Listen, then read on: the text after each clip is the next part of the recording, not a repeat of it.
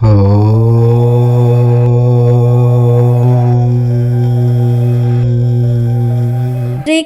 జన్మాష్టమి అంటే కృష్ణుడి పుట్టినరోజు. జన్మాష్టమి అని పిలుస్తున్న ఈ రోజున శ్రీకృష్ణుణ్ణి భక్తి శ్రద్ధలతో పూజిస్తే అంతులేని సంపద వచ్చి పడుతుంది అని పండితులు చెప్తూ ఉన్నారు. అయితే ఈ కృష్ణాష్టమి రోజున మందార ఆకుతో ఇలా చేస్తే చాలు, మీకు ఉండే కష్టాలు, బాధలు, సమస్యలు అన్నీ పోతాయి. ధన సమస్యలు పోతాయి, విపరీత ధనలాభం కలుగుతుంది, మీరు కోటీశ్వరులుగా మారిపోతారు. చాలామంది ఆడవారికి బంగారం కొనుక్కోవాలి అనే కోరిక ఉంటుంది. అటువంటి వారు ఈ మందార ఆకు పరిహారాన్ని చేస్తే తప్పకుండా బంగారం కొనుక్కోగలుగుతారు అని శాస్త్ర పండితులు చెప్తూ ఉన్నారు. మందార ఆకులతో ఈ పరిహారం చేయటం వలన చాలా అద్భుతమైన ఫలితాలు వస్తాయి, చాలా అనుకూలమైన ఫలితాలు వస్తాయి. చాలామంది అప్పుల బాధలతో సతమతమైపోతూ ఉంటారు, సంపాదిస్తూ ఉంటారు, కానీ ఆ సంపాదన అంతా కూడా అప్పులు తీర్చడానికే సరిపోతుంది. భవిష్యత్తు కోసం దాచుకోవడానికి ధనం ఉండదు. ఎప్పుడూ అప్పులు కడుతూ అవమానాలు పాలవుతూ ఎంతో బాధపడిపోతూ ఉంటారు. ఇలా అప్పుల సమస్యలు ఉన్నవారు, అలాగే ఏ విధమైన ధన సమస్యలు ఉన్నవారైనా సరే ఈ శ్రీకృష్ణాష్టమి రోజు మందార ఆకుతో ఈ చిన్న పరిహారం చేయండి చాలు, మీ జీవితం అద్భుతంగా మారిపోతుంది. మీకు ఉండే కష్టాలు, బాధలు, సమస్యలన్నీ కూడా తొలగిపోతాయి. అంతేకాదు బంగారం కొనుక్కునే అవకాశాలు కూడా వస్తాయి. మందార ఆకులంటే లక్ష్మీదేవికి ఎంతో ఇష్టం. కృష్ణుడికి మందార పూలతో చేసే పూజ అంటే చాలా ఇష్టం. మందార చెట్టు ప్రకృతిలో ఒక భాగం కాబట్టి ప్రకృతిలో భాగమైన మందార చెట్టు ఆకులతో ఏ పరిహారం చేసినా 100కు 100% ఫలితాలు వస్తాయి, అద్భుత ఫలితాలు కూడా వస్తాయి. మరి ఇంతకీ కృష్ణాష్టమి రోజు మందార ఆకుతో ఏం చేస్తే మీ సమస్యలు పోతాయి, బంగారం కొనుక్కునే యోగాలు వస్తాయి అనే విషయాన్ని ఇప్పుడు మనం ఈ వీడియోలో వివరంగా తెలుసుకుందాం. ఫ్రెండ్స్, ఫస్ట్ అయితే ఈ వీడియోకి ఒక లైక్ కొట్టి అలాగే మా ఛానల్ని కూడా సబ్స్క్రైబ్ చేసుకొని మాకు సపోర్ట్ చేయండి. కృష్ణావతారాన్ని శ్రీ మహావిష్ణువు 8వ అవతారంగా పురాణాలలో చెప్పుకుంటారు. శ్రీ మహావిష్ణువు అవతారాలలో శ్రీకృష్ణ అవతారం విశిష్టమైనది. అందుకే కృష్ణ పరమాత్మ ఆవిర్భవించిన దివ్య తిథినే కృష్ణాష్టమిగా జరుపుకుంటూ ఉంటారు. కృష్ణాష్టమిని జన్మాష్టమి, గోకులాష్టమి, అష్టమి రోహిణి అని కూడా పిలుస్తూ ఉంటారు. ఈ పండుగ రోజున ఉదయాన్నే స్నానాదులు పూర్తి చేసి షోడశోపచారాలతో కృష్ణుడికి అర్చన చేస్తారు. ఆయనకి ఎంతో ఇష్టమైన అటుకులు, వెన్న, పాలు, పెరుగు, మీగడ మొదలైనవి అన్నీ కూడా నైవేద్యంగా సమర్పిస్తారు. కృష్ణాష్టమి రోజున ప్రతి ఇంట బాలకృష్ణుని చిన్న చిన్న పాదాలు లోగిలిలో వేసి కృష్ణుడు ఇంట్లోకి రావాలని భక్తులు కోరుకుంటూ ఉంటారు. మహిమాన్వితమైన కృష్ణాష్టమి రోజు సూర్యోదయానికి ముందే అంటే 5 గంటలకు నిద్రలేచి తలస్నానం చేసి మడిబట్టలు ధరించాలి. తర్వాత ఇంటిని పూజా మందిరమును శుభ్రం చేసుకోవాలి. గడపకు పసుపు, కుంకుమ, గుమ్మానికి తోరణాలు, పూజా మందిరంలో ముగ్గులు వెయ్యాలి.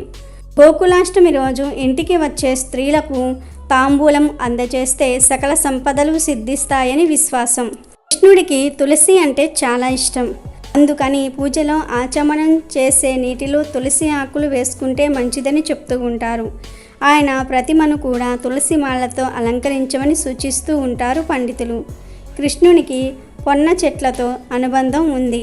వీలైతే ఆ పొన్న పూలతో ఆయనను పూజిస్తే మంచిది. ఆయనకు ఇష్టమైన తెలుపు లేదా పసుపు రంగు పూలతో పూజించిన శుభమే. కృష్ణాష్టకం, కృష్ణ అష్టోత్తరం వంటి స్తోత్రాలను చదువుతూ పరిమళ భరితమైన పుష్పాలతో ఆయనను అర్చించాలి.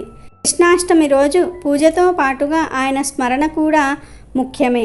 ఆ గోపాలుని వైభవాన్ని తెలియజేసే భాగవతము, భగవద్గీతలను ఈరోజు ఎంతో కొంత పఠించాలి. అలా కృష్ణుని తలుస్తూ కొలుస్తూ భజిస్తూ కృష్ణాష్టమి రాత్రిని గడపాలి.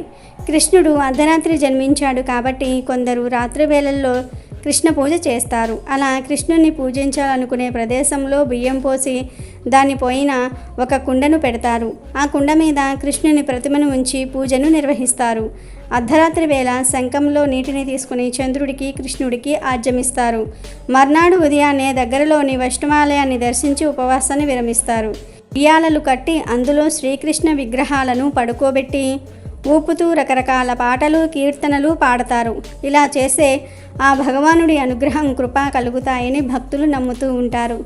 ఇక శ్రీకృష్ణుడు వెన్న కోసం ఉట్టిలోని కుండలను పగలగొట్టినట్టే కృష్ణాష్టమి నాడు భక్తులంతా ఒక చోటికి చేరి ఉట్టి కొట్టడం సాంప్రదాయంగా వస్తోంది. ఈ ఉట్టి కొట్టే వేడుకను భక్తులు ఎంతో సంబరంగా జరుపుకుంటూ ఉంటారు. అందుకే ఈ పండుగను ఉట్ల పండుగ లేదా ఉట్ల తిరునాళ్ళు అని కూడా పిలుస్తూ ఉంటారు. ఇక కృష్ణుడి పుట్టినరోజైనటువంటి కృష్ణాష్టమి రోజున మందారాకుతో ఒక పరిహారం చేస్తే చాలు, మీరు కోటీశ్వరులుగా మారిపోతారు, బంగారం కొంటూనే ఉంటారు అని శాస్త్రాలు చెప్తూ ఉన్నాయి. అసలు ఏం చేయాలి అంటే ఏమీ లేదు. కృష్ణాష్టమి రోజు చక్కగా ఒక మందార ఆకును తెచ్చుకోండి. మీ ఇంటి దగ్గర మందార చెట్టు ఉంటే ఆ చెట్టు నుండి కోసి తెచ్చుకోండి. లేదంటే ఇరిగింట్లోనో పొరిగింట్లోనో ఎవరి దగ్గర మందార చెట్టు ఉంటే ఆ చెట్టు నుండి మందార ఆకు కోసి తెచ్చుకోండి.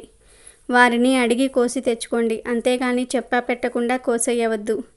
మంచిగా పెద్ద సైజులో ఉండే మందార ఆకును కోసి తెచ్చుకోండి.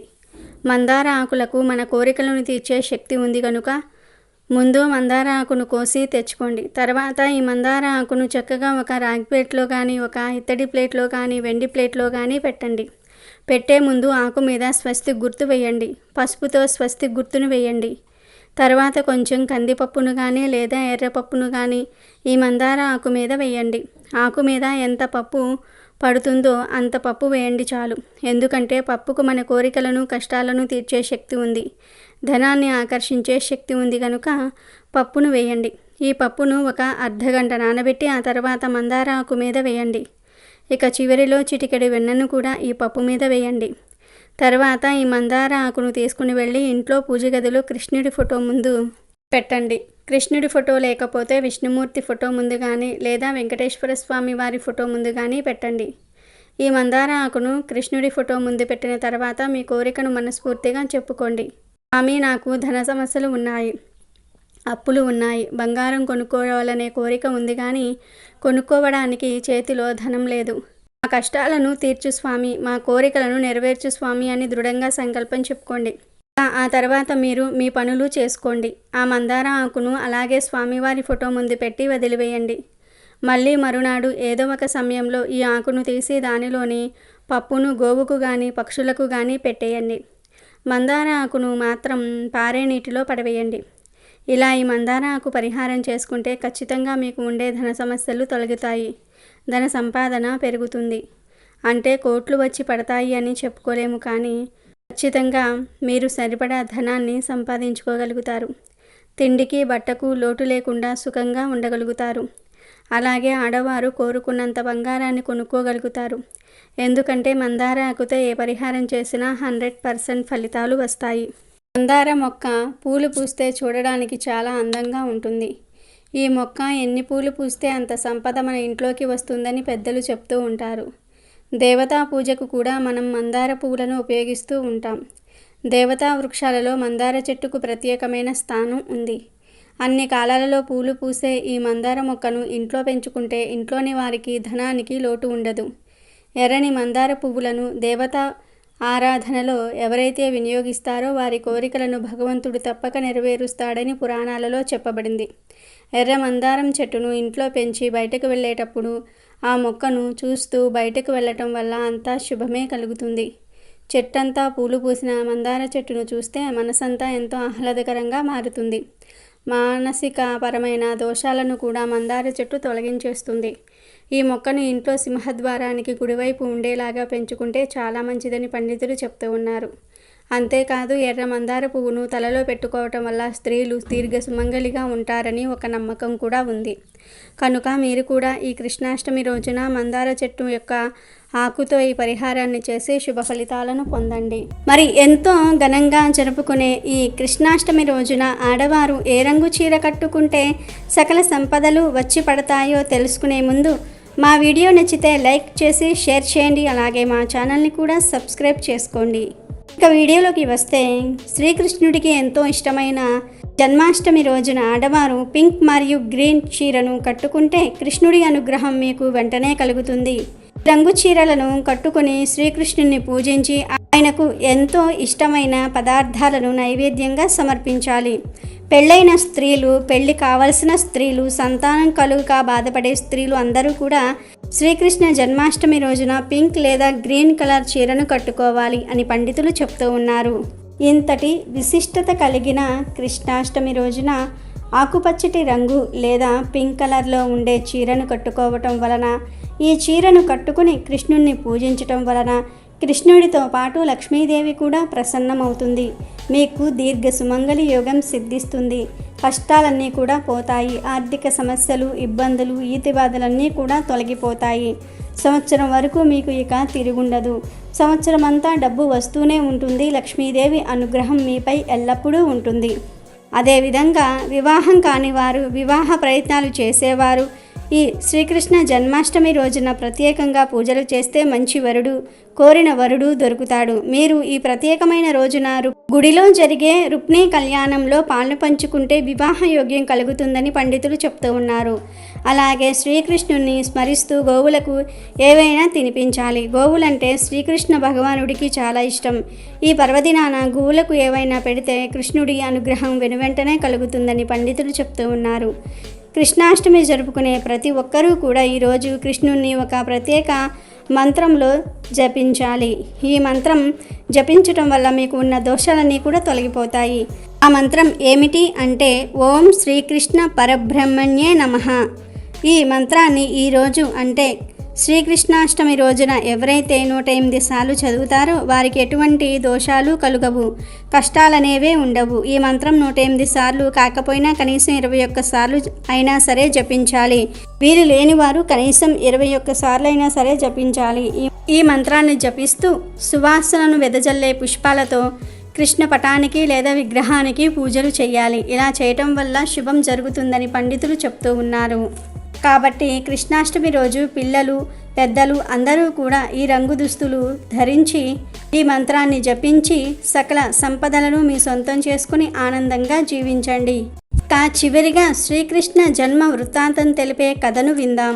మానవులు చేసే పాపాల భారం భూదేవికి భరించటం సాధ్యం కాలేదు.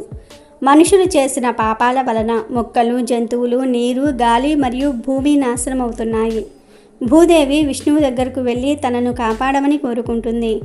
హిందూ మతం గ్రంథాల ప్రకారం ఈ ప్రధాన సంఘటన భగవంతుడైన శ్రీకృష్ణుడి జన్మకు ప్రేరేపించింది. ఇది కృష్ణుడు జన్మించడానికి మొట్టమొదటి కారణం. మధుర పాలకుడు అయినటువంటి కంసుడు ఒక దుష్ట శక్తిగా మారాడు. కంసుడు చేసే పాపాలు పరాకాష్ఠకు చేరుకున్నాయి. కంసుడి యొక్క సోదరి దేవకి వివాహం వాసుదేవునితో జరుగుతుంది.